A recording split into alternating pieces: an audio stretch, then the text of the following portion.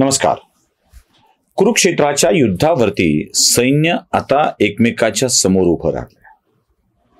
युधिष्ठिराने आशीर्वाद घेतलाय, माफी मागितली आहे, परवानगी घेतली आहे आपल्या ज्येष्ठांच्याकडून आणि आपल्या पांडव सैन्याकडे येऊन तो थांबलाय.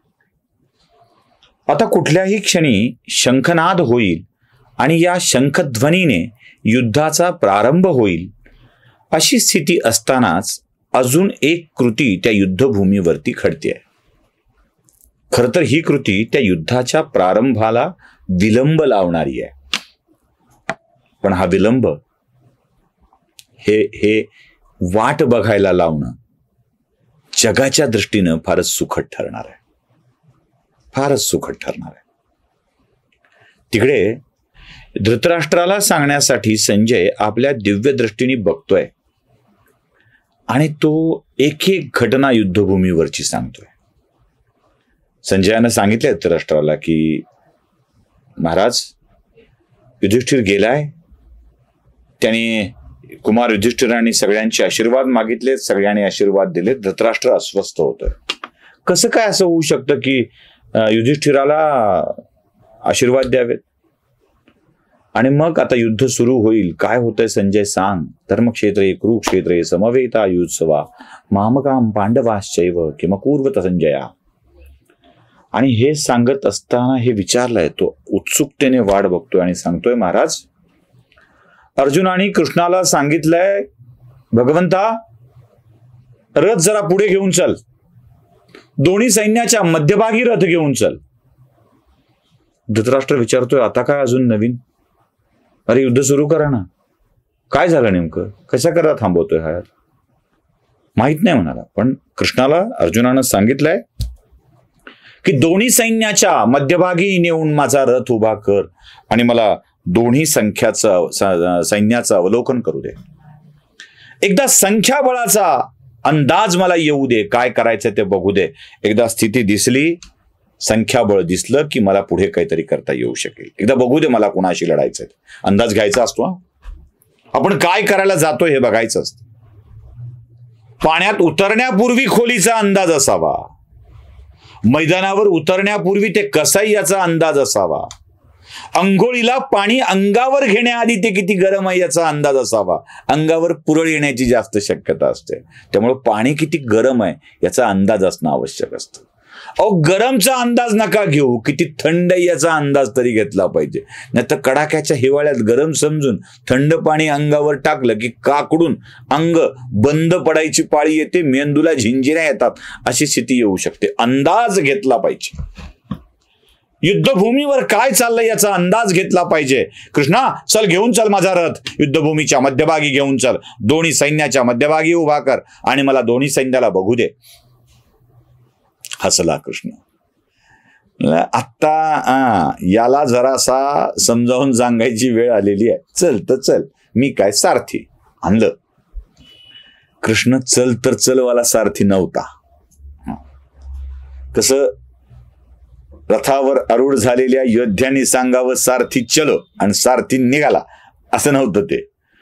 योद्ध्यांनी सांगितलं तिथं घेऊन जाणारा हा सारथी नव्हता. सारथ्याला जिथे घेऊन जावं वाटतं योद्ध्याला, तिथे घेऊन जाऊन त्याच्याकडून आवश्यक ती कृती करणारा हा सारथी होता. हा सारथी फक्त अर्जुनाचा नव्हता.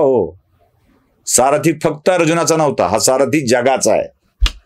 तो जग चालवतोय, तो जगाचा पोशिंदा आहे, जगाचा पालन करताय, तारणहार आहे. काही कन्हैया कारणहार असतात, हा कन्हैया तारणहार आहे.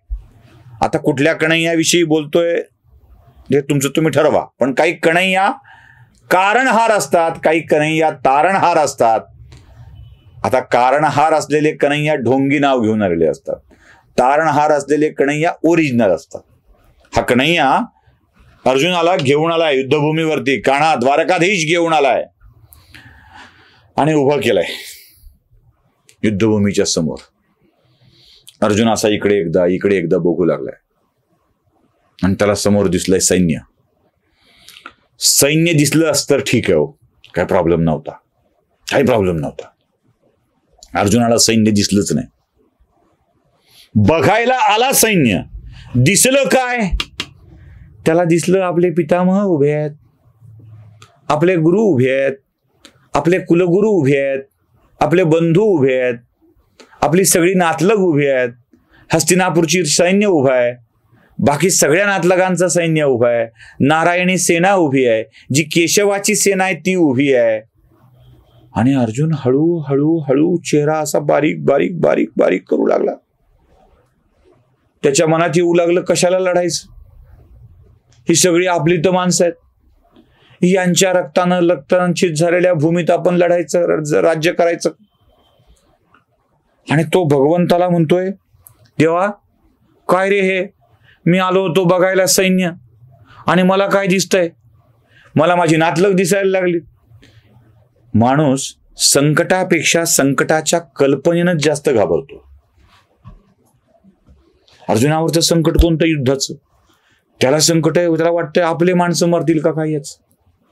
आणि तो भगवंताला म्हणू लागलाय, नाही देवा, नाही जमायचं, नको हे असलं युद्ध, कशाला उगाच आपल्याच माणसाला मारायचं, आपल्या हातानं मारायचं, रक्त सांडायचं आणि युद्ध जिंकायचं आणि राजा व्हायचं. काय उपयोग आहे असला राजा होण्यात?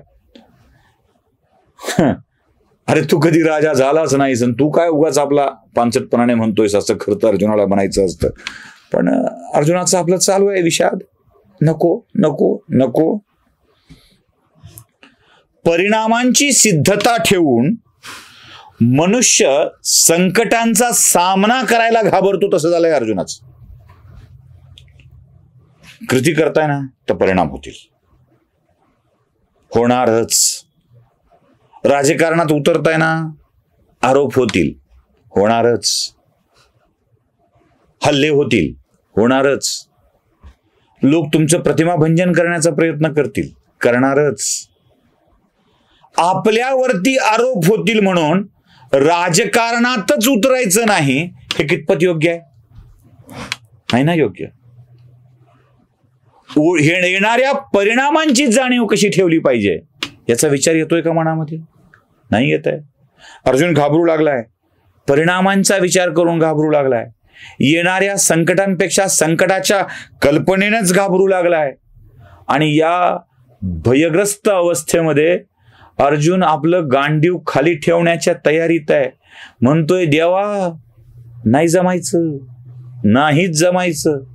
देव आपला माग अर्जुनाकडं बघतोय, म्हणतोय आता आला हा नाही जमायच्याकडं, याला आता शहाणं करण्याची वेळ आलेली आहे. नाही जमायचं म्हणतोय, काय भेट्या. आणि अर्जुन आपला विषाद असाच कायम ठेवतोय. अर्जुन कुठल्या भीती व्यक्त करतोय, काय काय भावना व्यक्त करतोय, आणि भगवंत त्याला कसं समजावून सांगतायत बघूया पुढच्या भागामध्ये.